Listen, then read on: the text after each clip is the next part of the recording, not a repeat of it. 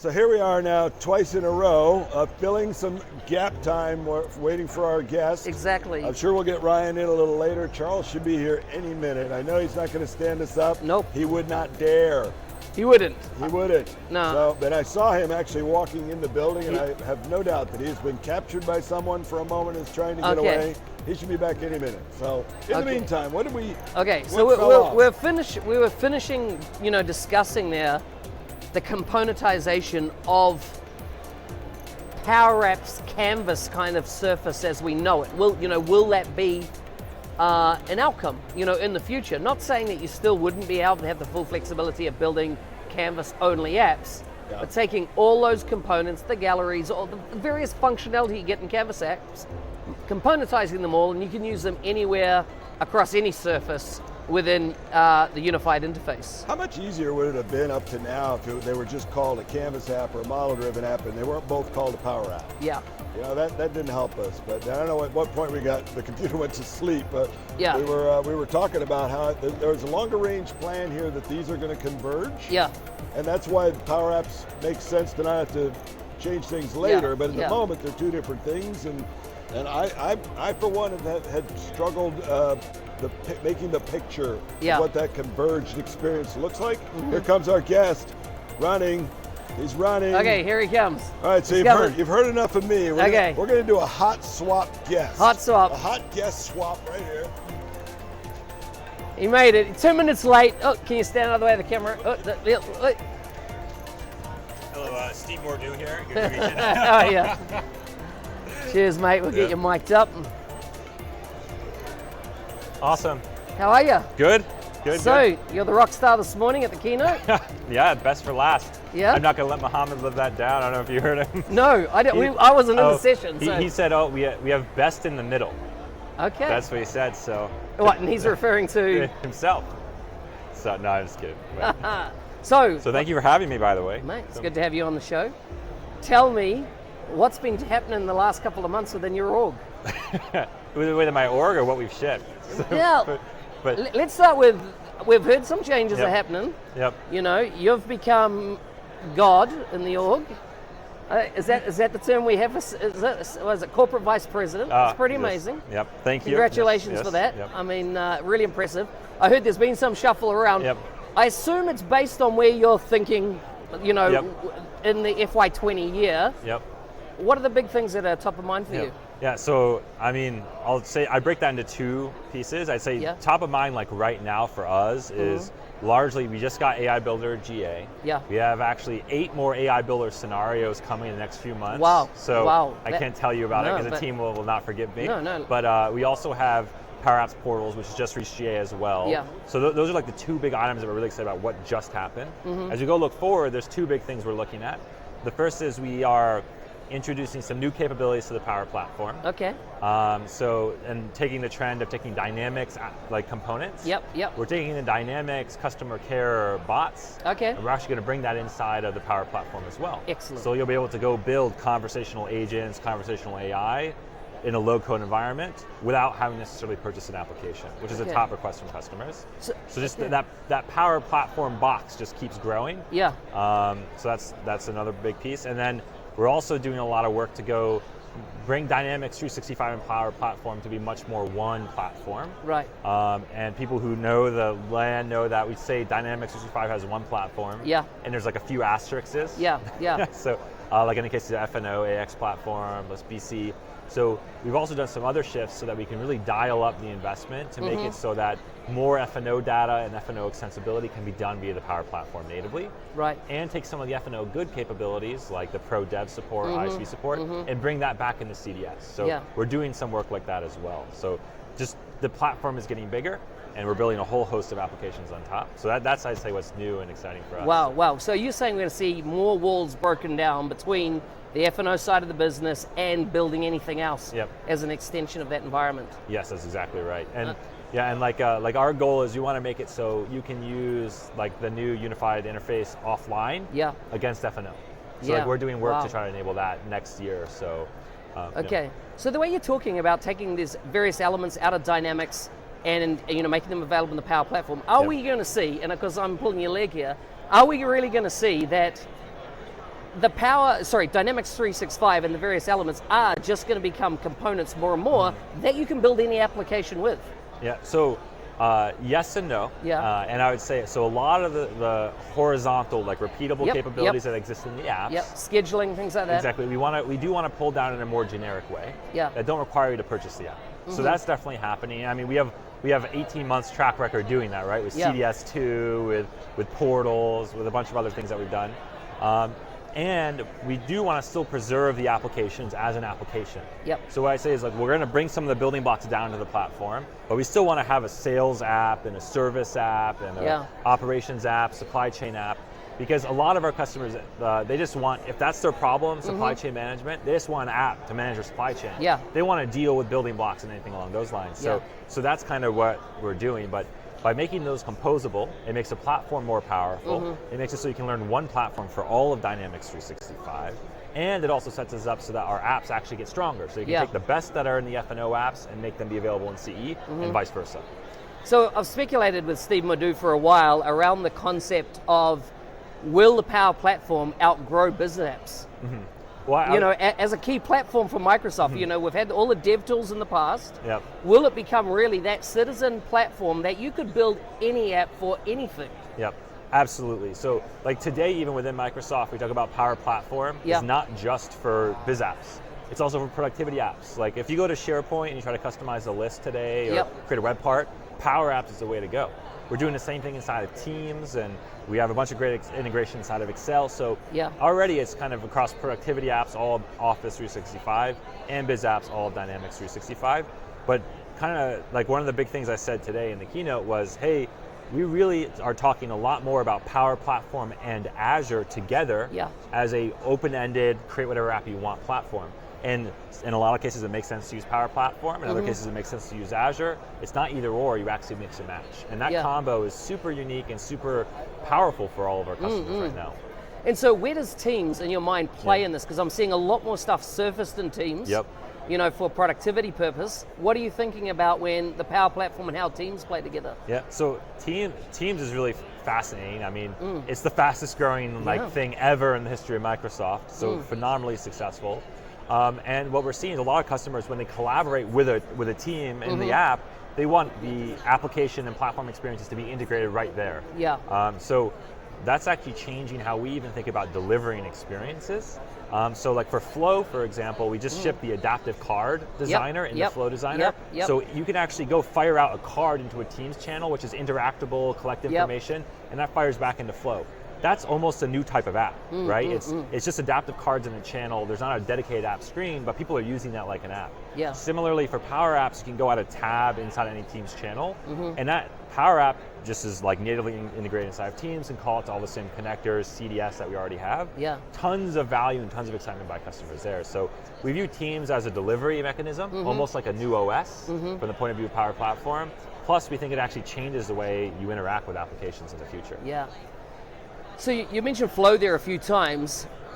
Do we see a vision that Flow will ultimately become like a BPM tool or have a lot of the functionality you'd get in a BPM type platform within the application? Yes. And so Flow is in a really interesting place because we think BPM, business process automation, digital process automation, robotic process automation, all of those are kind of like on a collision course to create this new thing.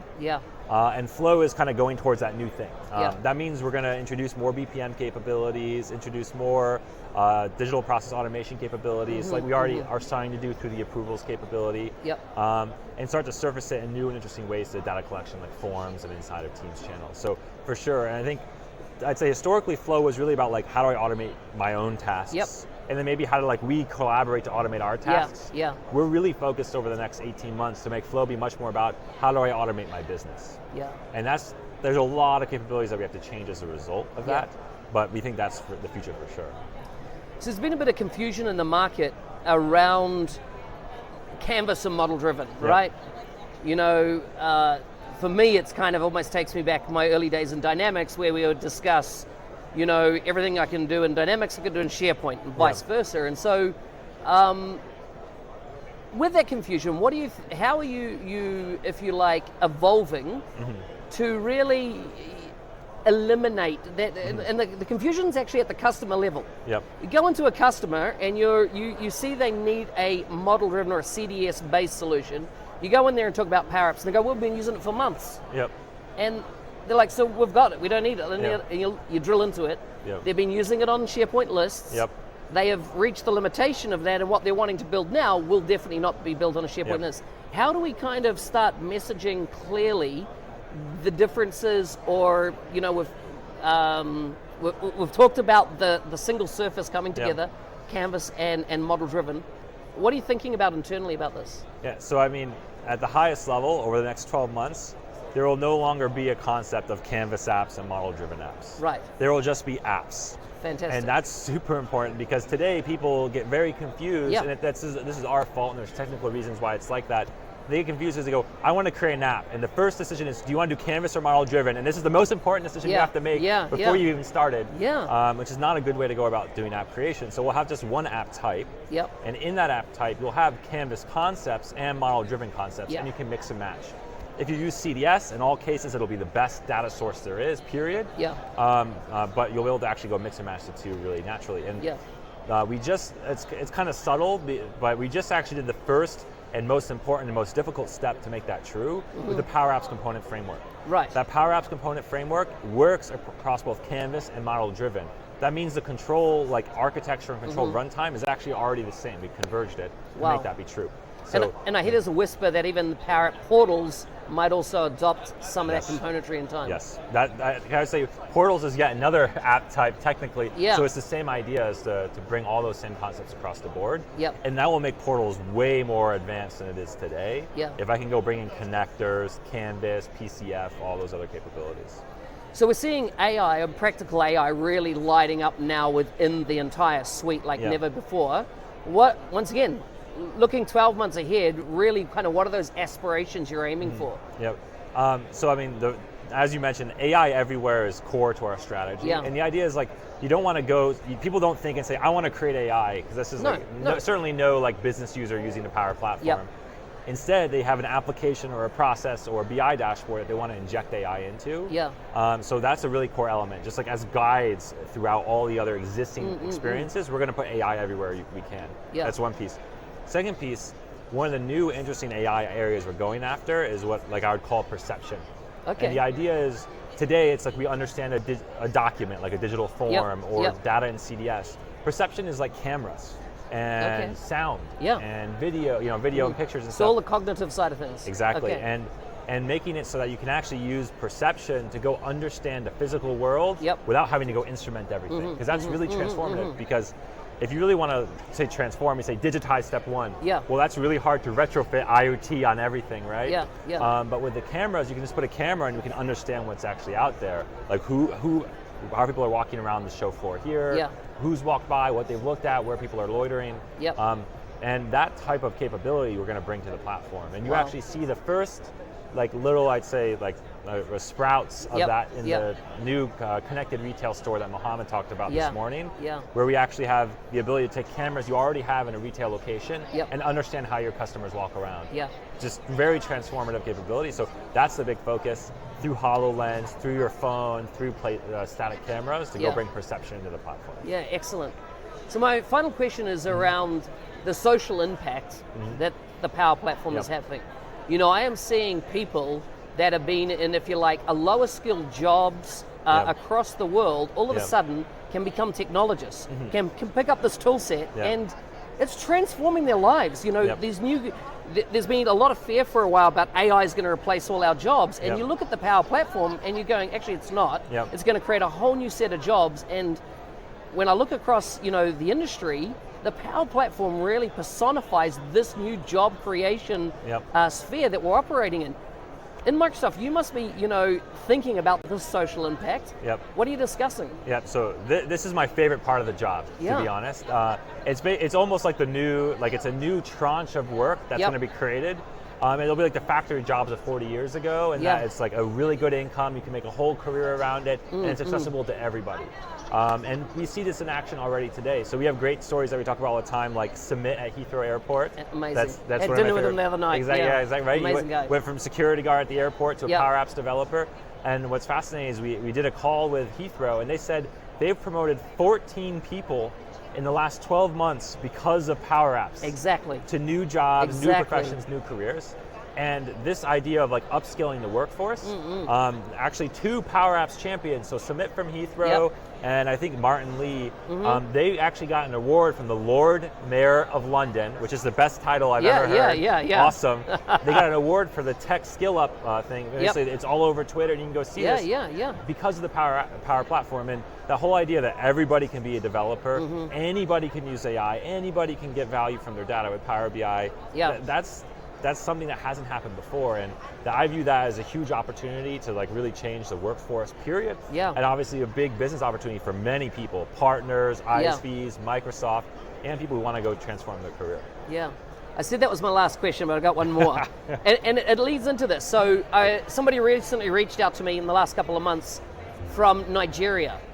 And said, I want to get a user group around the Power Platform started. That's awesome. Nobody's talking, I can't find anything, which there's a lot of stuff out there. Anyhow, I started talking, started engaging, and I couldn't believe how mature, there's like 20 or 30 odd people quickly joined, and they're asking deep technical questions. They're not people going, what is this? This is people that have been working on it for months and months and months.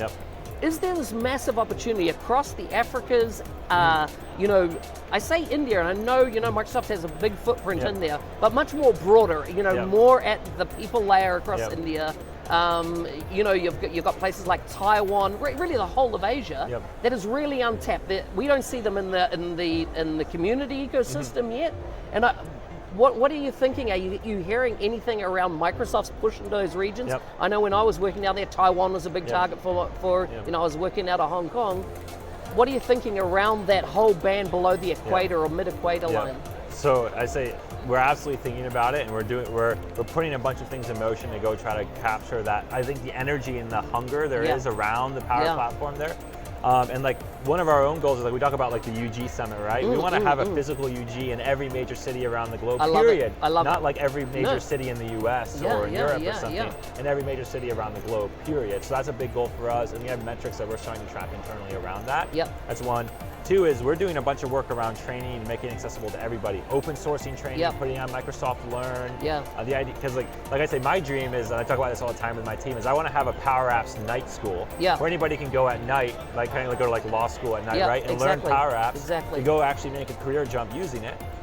Without having to quit your current job. And so those types of things we're working and building the material, open sourcing and looking for partners, because it has to be locally driven. It's hard for us, we can't from Redmond go drive those things.